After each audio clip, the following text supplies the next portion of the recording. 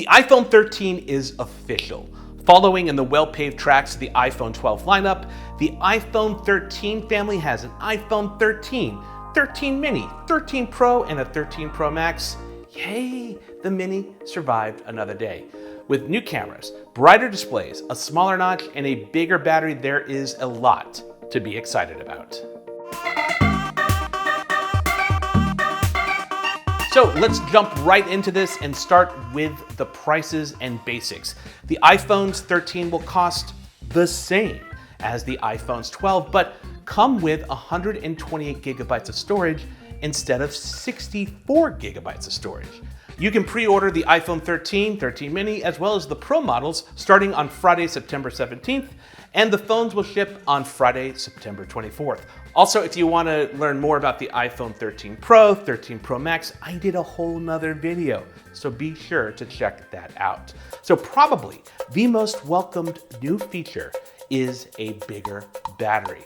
Apple didn't share the size, but claims the new battery, along with iOS 15, the A15 chip, and more efficient components, adds 2.5 hours more battery life to the iPhone 13. And that's compared to the iPhone 12, and the iPhone 13 mini should get an extra hour and a half, and that is a significant increase. And remember, the battery life on the iPhone 12 mini was a compromise, and some people just weren't willing to make it to get that small of a phone. So hopefully this helps. Yay, mini. Now, all of the new phones have the same flat-sided edge design as the iPhone 12. And that's not a bad thing. I know some people like curved edges better, and my preference is for squared off edges. Now, the iPhone 13 and 13 mini have a brighter OLED screen and keep the same 5-point-inch size for the mini and 6-point-inch size screen on the regular 13.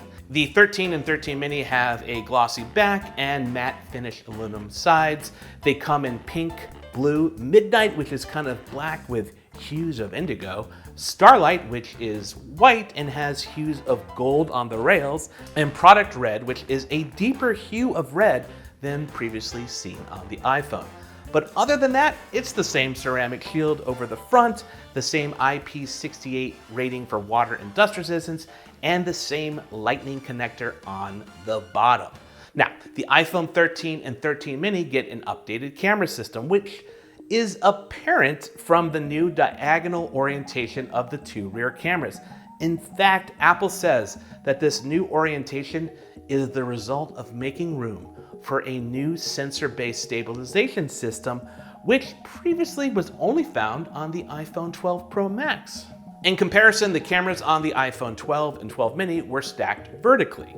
The 13 and 13 mini get an improved 12 megapixel main camera and a better ultra-wide lens and sensor. One thing I should point out is that only the Pro models get the ultra-wide macro photography feature and the ability to autofocus using the ultra-wide camera. Now, the ultra-wide on the regular 13 and 13 mini is just still fixed focus. There's a new cinematic mode to make your videos appear more film-like. When you use this mode, the camera can lock on to your subject and keep them in focus whether they're standing still or moving. The iPhone can even anticipate when your subject comes into and out of the frame. And another neat effect is the ability to pull focus from one subject to the other. Also, you can change the focus after you record the video, which is kind of wonderful. The iPhones 13 get a new A15 Bionic chip, which brings smart HDR4 to better optimize the dynamic range of photos. It identifies scenes like the sky and optimizes for people's skin and hair, even in video. And night mode gets better support across all of the cameras. Also, look, there's a ton here when it comes to photo and video, and I'm glossing over a bunch right now, but don't worry, when I review the phones, I will definitely go more in depth on all the camera and video features. In terms of 5G and MagSafe, well, nothing changes really, except now there's a brand new version of the MagSafe wallet. It has a stronger magnet and a new NFC feature that triggers an alert when it's separated from your phone after a minute or so. But when you add up all this together, I think the new iPhone 13 and 13 mini are pretty compelling. For the same price as last year's model, you get twice the storage, which is awesome. A better battery life, which especially on the Mini, awesome. And these cameras seem like a very compelling upgrade, especially for cinematic video, AKA video portrait mode. But look, until I get my hands on them and can review them, we'll see what happens, right? So if you're interested in picking up a brand new iPhone 13 or 13 mini, we'll add pre-order links to the description when they're live. But now I want to hear from you guys. What do you think of the new iPhone 13? Are you excited about the iPhone 13 or even the 13 mini? Were there things you hoped for on each phone that Apple didn't announce? Throw your thoughts in the comments.